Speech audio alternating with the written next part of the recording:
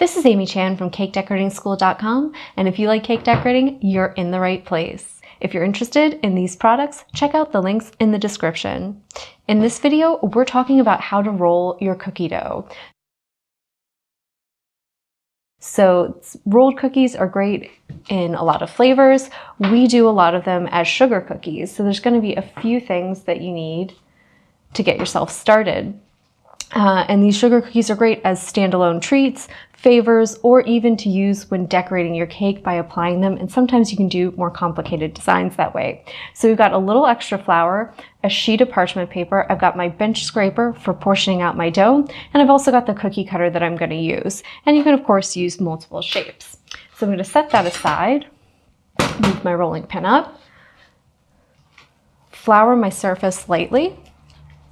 And I'm going to use my bench scraper to cut off a portion of my prepared sugar cookie dough that I have over here. And it's important that you don't get too much, right? I think one mistake people make a lot of times is they would, like, for example, try to roll out all of this. It's going to be way too big and it's going to be hard to get thin enough and even. You want to make sure that your dough is a nice pliable, right, consistency. It should be a little cold and firm, but not too firm that you can't manipulate it, right, with your rolling pin, and not too soft that it's going to go everywhere on you, stick to your rolling pin, and give you more issues. I'm going to give it a little more flour on top, and I'm going to go to work with my rolling pin.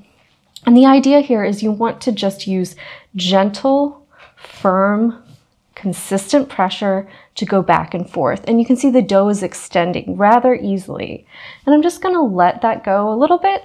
And then the reason I'm using paper is because, one, it keeps it from sticking to the surface you're rolling on, keeps it from getting messy, but it also makes it easier to turn. If you're not used to rolling out cookie dough or pie dough, it can be a little daunting to have to pick it up and rotate it with your hands. So anytime you touch it, you're kind of heating it up. So then I'm just extending it the other direction, right?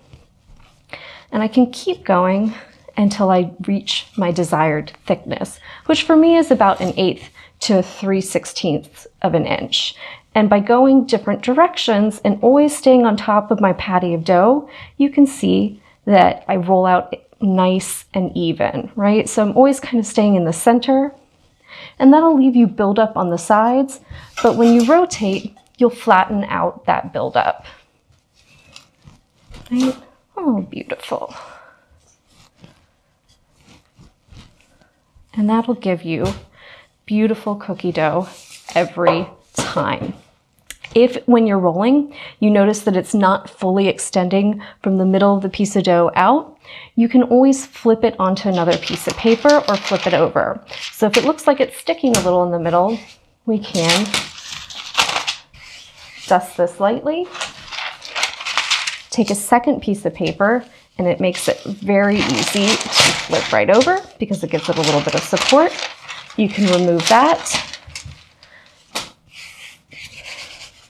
distribute and dust your flour just a little bit to get that little sticky spot. And then you'll notice it's really easy, and you'll see the dough is really extending out as I pass the pin over it. So that's a great way to flip your piece of dough if you think you've got a part that's stuck in the middle.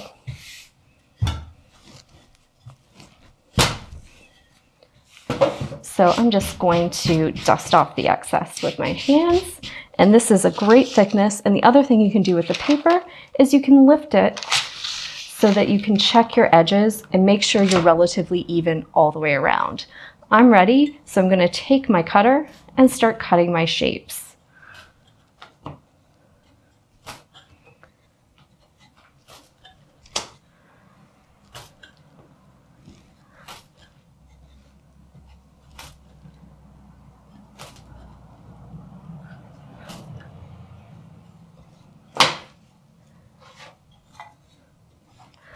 And so I'm just going to cut out as many as I can. And then I have prepared trays, right? So I have my nice, beautiful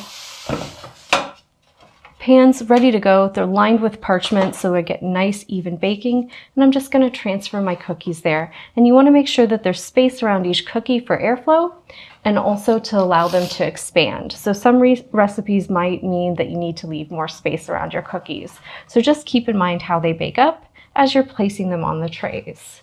And one of the reasons I like these nice baking sheets with the sides on them is because you can cross stack them like this when you're working on projects, and you can have a bunch of trays prepped and ready to go. So I'm going to keep filling my trays, and then I'll be ready to bake at the desired temperature and time, and we'll get beautiful, lovely, even thickness on our cookies. So if you like this video and you'd like more about cake decorating, the materials and equipment used, or just some inspirational videos about cake decorating itself, you can follow us on Insta or YouTube at Cake Decorating School.